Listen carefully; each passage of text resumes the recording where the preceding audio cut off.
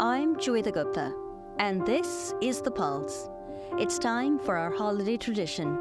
If you listen regularly, you know that the end of the year is usually when we do our annual short story read. In the past, I've called it the Christmas story, but more recently, I think that might be a little misleading. After all, though the stories often center on Christmas, that's true, the lessons in them apply to everyone, people of all faith. Holidays are times for family and friends, but it can become a stressful time for some people. Holiday stories, or Christmas stories if you really want to, cut through the noise and trappings of the holiday to get to the sentiments at the heart of the festivities. Today, we read The Gift of the Magi. It's time to put your finger on the pulse.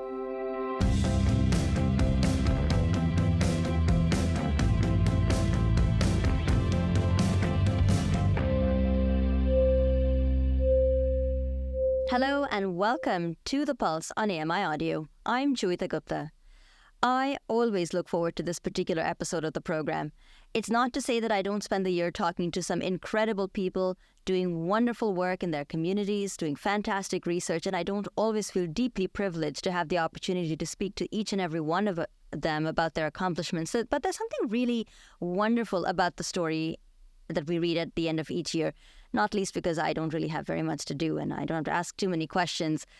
My husband, Andy Lehrer, who you may recognize because I often talk about him on the show, bringing up the odd anecdote here or there, every year graciously agrees to read our Christmas story or our holiday stories. And sometimes he picks them, sometimes I pick them. But holiday stories really do have a very special place in our heart. And so I've always liked to be able to share this particular family tradition with all of you. And I hope you'll enjoy this year's offering, which is The Gift of the Magi, a personal favorite. I think Andy loves it too when he read it in school. Let me waste no further time talking and let me welcome in Andy Lehrer, my husband. Hello, Andy. Welcome back to the program. Hi. We're reading The Gift of the Magi. What can you tell us about this particular short story? Well, it was written by O. Henry in 1905, and it's set in New York. And it's a story that's been adapted or referenced a number of times in popular culture.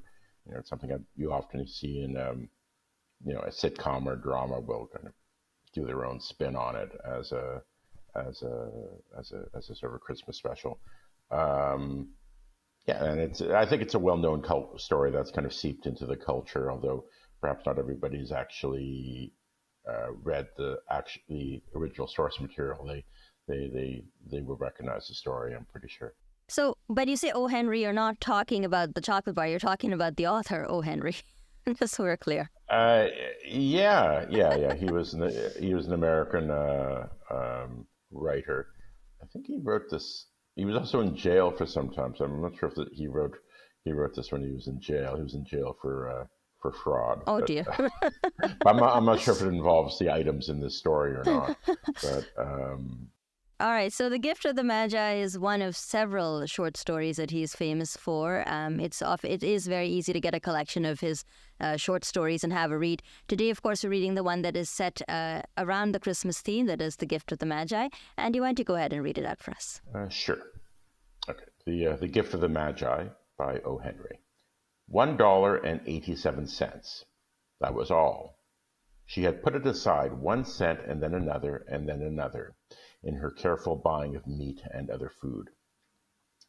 Della counted it 3 times, $1.87, and the next day would be Christmas. There was nothing to do but fall on the bed and cry, so Della did it. While the lady of the home is slowly growing quieter, we can look at the home. Furnished rooms at a cost of $8 a week. There's little more to say about it. In the hall below was a letterbox too small to hold a letter. There was an electric bell, but it could not make a sound. Also, there was a name beside the door, Mr. James Dillingham Young.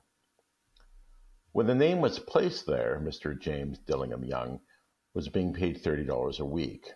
Now, when he was being paid only $20 a week, the name seemed too long and important. It should perhaps have been Mr. James D. Young, but when Mr. James Dillingham Young entered the furnished rooms, his name became very short indeed. Mrs. James Dillingham Young put her arms warmly around him and called him Jim. You have already met her. She is Della. Della finished her crying and cleaned the marks of it from her face. She stood by the window and looked out with no interest. Tomorrow would be Christmas Day, and she had only $1.87 with which to buy Jim a gift. She had put aside as much as she could for months, with this result. $20 a week is not much. Everything had cost more than she had expected. It always happened like that. Only $1.87 to buy a gift for Jim, her Jim. She had had many happy hours planning something nice for him, something nearly good enough, something almost worth the honor of belonging to Jim. There was a looking glass between the windows of the room. Perhaps you've seen the kind of looking glass that is placed in $8 furnished rooms. It was very narrow. A person could see only a little of himself at a time. However, if he was very thin and moved very quickly, he might be able to get a good view of himself. Della, being quite thin, had mastered this art. Suddenly she turned from the window and stood before the glass. Her eyes were shining brightly, but her face had lost its color. Quickly she pulled down her hair and let it fall to its complete length. The James Dillingham Youngs were very proud of two things which they owned. One thing was Jim's gold watch. It had belonged once to his father, and long ago it had belonged to his father's father. The other thing was Della's hair. If a queen had lived in the rooms near theirs, Della would have washed and dried her hair where the queen could see it. Della knew her hair was more beautiful than any queen's jewels and gifts. If a king had lived in the same house with all his riches, Jim would have looked at his watch every time they met. Jim knew that no king had anything so valuable. So now Della's beautiful hair fell about her, shining like a falling stream of brown water. It reached below her knee. It almost made itself into a dress for her. And then she put it up on her hair again, nervously and quickly. Once she stopped for a moment and stood still while a tear or two ran down her face. She put on her old brown coat. She put on her old brown hat. With the bright light still in her eyes, she moved quickly out the door and down the street. Where she stopped, the sign said, Mrs.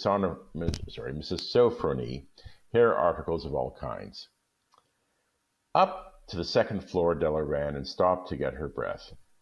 Mrs. Sofronie, large, too white, cold-eyed, looked at her. "Will you buy my hair?" asked Della. "I buy hair," said Mrs. Sofronie. "Take your hat off and let me look at it." Down fell the brown waterfall. $20, said Mrs. Sofronie, lifting the hair to feel its weight. "Give it to me quick," said Della. Oh, and the next 2 hours seemed to fly.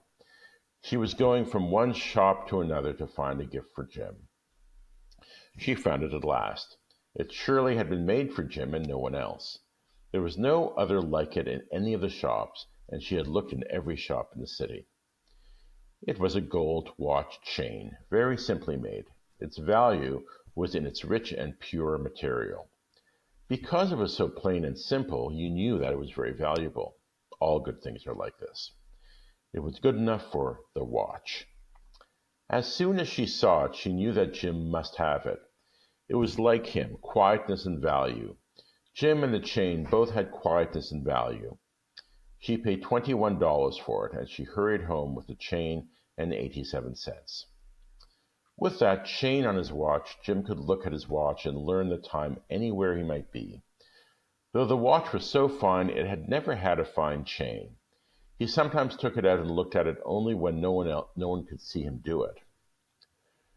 When Della arrived home, her mind quieted a little. She began to think more reasonably. She started to try to cover the sad marks of what she had done. Love and large-hearted giving, when added together, can leave deep marks. It is never easy to cover these marks, dear friends, never easy. Within 40 minutes, her head looked a little better. With her short hair, she looked wonderfully like a schoolboy. She stood at the looking-glass for a long time. "If Jim doesn't kill me," she said to herself, Before he looks at me a second time, he'll say I look like a girl who sings and dances for money. But what could I do? Oh, what could I do with $1.87? At 7, Jim's dinner was ready for him. Jim was never late. Della held a watch chain in her hand and sat near the door where he always entered. Then she heard her step in the hall, and her face lost color for a moment. She often said little prayers quietly about simple everyday things, and now she said, "Please, God, make him think I'm still pretty." The door opened, and Jim stepped in. He looked very thin, and he was not smiling. Poor fellow, he was only 22, and with a family to take care of. He needed a new coat, and he had nothing to cover his cold hands. Jim stopped inside the door. He was as quiet as a hunting dog when it is near a bird. His eyes looked strangely at Della, and there was an expression in them that she could not understand. It filled her with fear. It was not anger, nor surprise, nor anything she had been readying for. He simply looked at her with that strange expression on his face. Della went to him.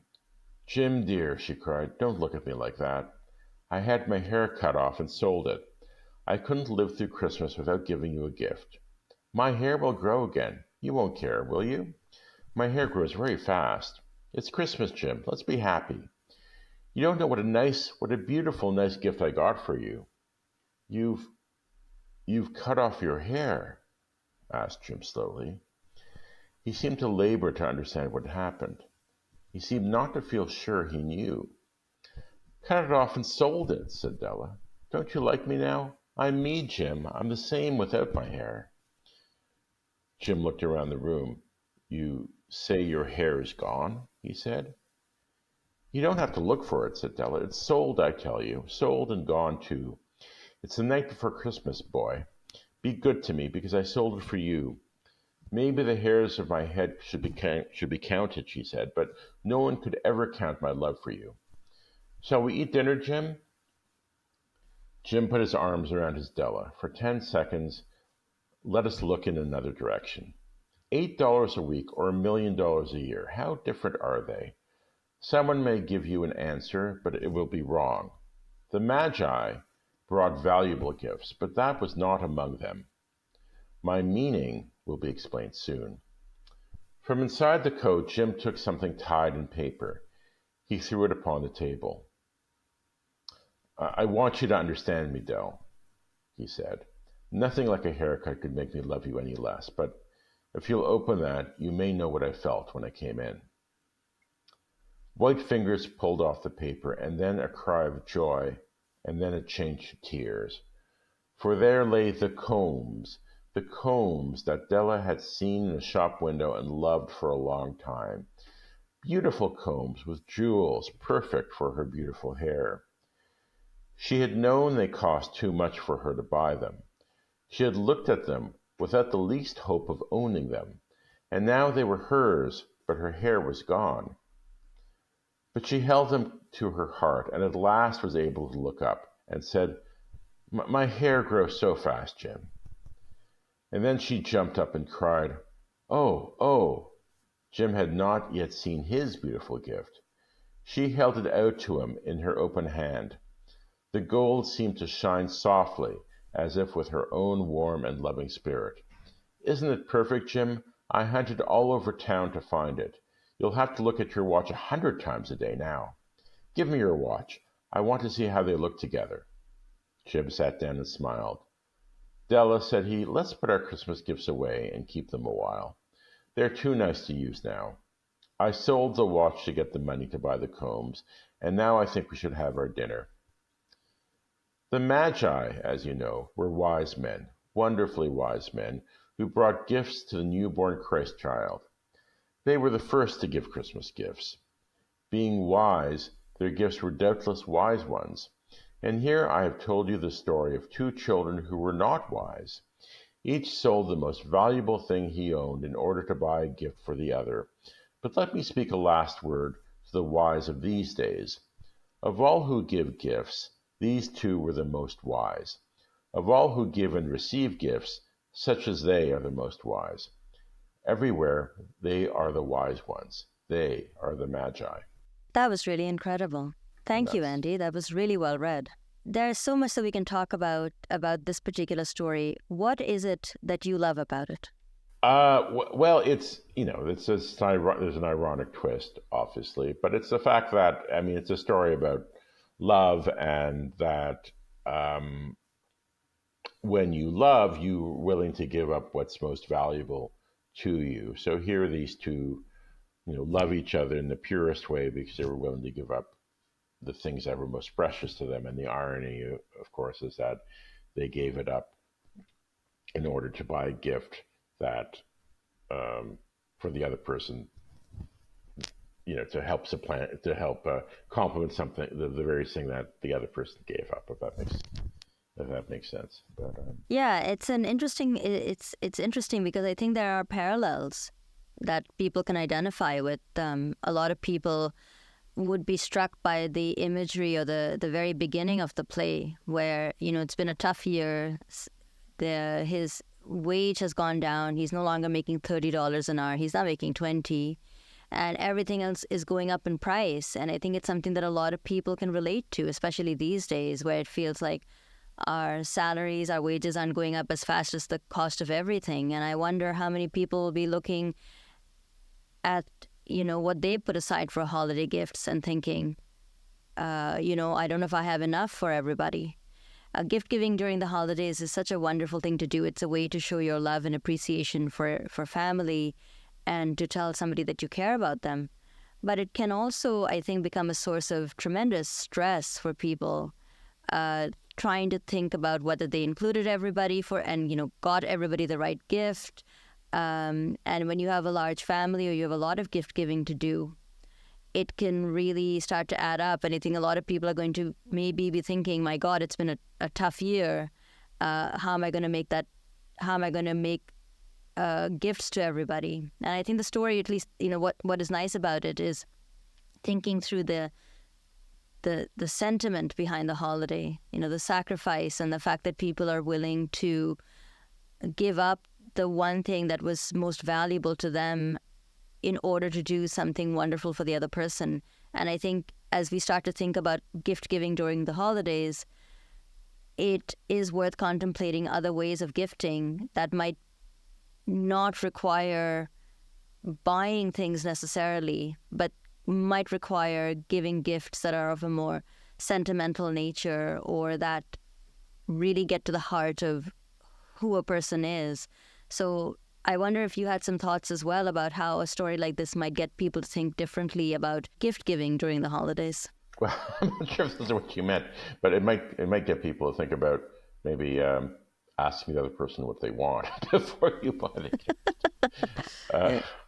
Or coordinating your gifts more. But I think maybe also it's that it's not the material gift that matters so much as the sentiment behind it. So perhaps if you spend less on focus on the material thing and more on the feeling, then perhaps it's better for everyone. But I don't think that's actually the message of the story necessarily. But that might be something that's a wisdom that people might want to consider. Yeah, I think, last year we read The Necklace, and this year, of course, we're reading The Gift of the Magi. And I feel like this juxtaposition between the material and the spiritual, or the the trappings of a holiday versus getting at the emotion behind the holiday is a theme that seems to run through both of them in a number of different ways.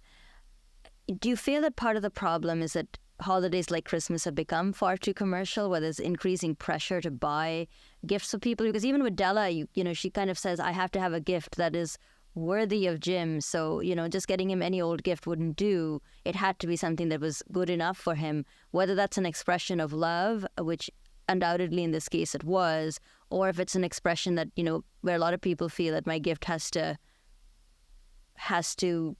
be good enough, or we have expectations about the kinds of gifts people will receive on the holidays, and maybe we need to match up to some kind of an ideal in our minds, or I don't know, some kind of a social media ideal. I wonder if there's a little bit of pressure that people put on themselves too around the holidays to make sure that they're gifting appropriately. Well, yeah, I mean, pressure especially on people who you might not have the means to buy gifts. I mean, it's often, I mean, these are people who are in not impoverished, but they're struggling, and they're under pressure.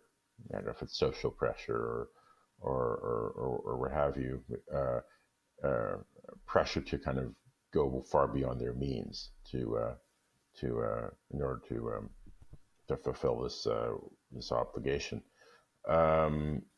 Yes, and perhaps, and actually one thing the story says is, Jim doesn't have gloves, and I think he's not dressed warmly enough. So, but instead of buying a coat or buying gloves, Della buys a watch chain, which is not, it's not a very practical gift. It's quite extravagant, and perhaps there was something Della needed more than combs. So maybe that's kind of hinted at as well, that you should actually you shouldn't overlook your circumstances and overlook your actual need when you're thinking about gift giving. Well, I mean, and yet it feels like almost as though you and I are drifting a bit further away from what the story is really getting at, which is that, I mean, he says that in a lot of ways they were foolish children, but perhaps wiser than a lot of us, and about the sentiment and the emotion and the love that they feel for each other and the sacrifice. Well, because here you have the sacrifice. Yeah, it's a self-sacrifice. That's I think that's the central theme to this. Yeah, no, it's great. And, sometimes, but it does make me think about also gift giving in a more creative way. Some of my best gifts, some of the most memorable gifts I've gotten have actually been homemade, sweaters that people have knitted for me or crafts that they've done for me. Have you ever gotten a gift, Christmas or otherwise, that was really special to you? I think it's a trick question. I don't have a catalog of gifts. I don't really recall offhand what gifts I've gotten. I've not really been a big. I mean, I think the gifts I think some of the gifts that I've appreciated more are sort of events or experiences. So going to a play or going to a concert or going on a trip or something like that. So nothing really tangible, but just things that can give you an experience and a memory. I think those are also good gifts. That's an excellent idea. I think giving people the gift of an experience is so valuable because they carry those memories with them for the rest of their lives. And so there's so many wonderful options, things that you can do as a whole family, even like you said, going to a play, maybe a day at an amusement park. There are so many possibilities here. And the other practical side of this is that people are now increasingly living in apartments and condos, so they don't have a lot of room for a ton of stuff. But anyways, I know this particular story went by really fast, and I appreciate that you were willing to hang around and chat with me a little bit about it, and for doing such an excellent job reading, as you always do, but also spending a bit of time helping to unpack this particular story. I hope you'll come back next year and we'll do another read. Sure. No, I'd love to, sure. Well, thank you very much, Andy. It was great having you back on the program. Okay, thank you. Andy Lehrer is my husband and the person who does ever so graciously read our annual holiday story. That was The Gift of the Magi. I hope you enjoyed listening to it. And if you have any thoughts about the story or any of the discussion that followed, please leave them down below in the comments section. You can also write to us at feedback@ami.ca. Give us a call at 1-866-509-4545. That's 1-866-509-4545. Don't forget to leave permission to play the audio on the program. You can also find us on X at AMI Audio. Use the hashtag PulseAMI to indicate the tweet is directed to the program. And if you'd like to find me on X, I'm available at Joeita Gupta. That's all the time we have for today. On behalf of everyone who makes the Pulse possible, I'd like to wish you a happy holidays, and I hope you and your family have a wonderful and safe holiday season together. We will, of course, be bringing you more programming in the new year's. The Pulse is made possible through the contribution of a large group of people. Our videographer today is Matthew McGurk. Jordan Steves is our video editor. Mark Aflalo is our technical producer. Ryan Delahanty is the coordinator for AMI Audio Podcasts. Andy Frank is the manager for AMI Audio. And I've been your host, Joeita Gupta. Thanks so much for listening. And once again, happy holidays.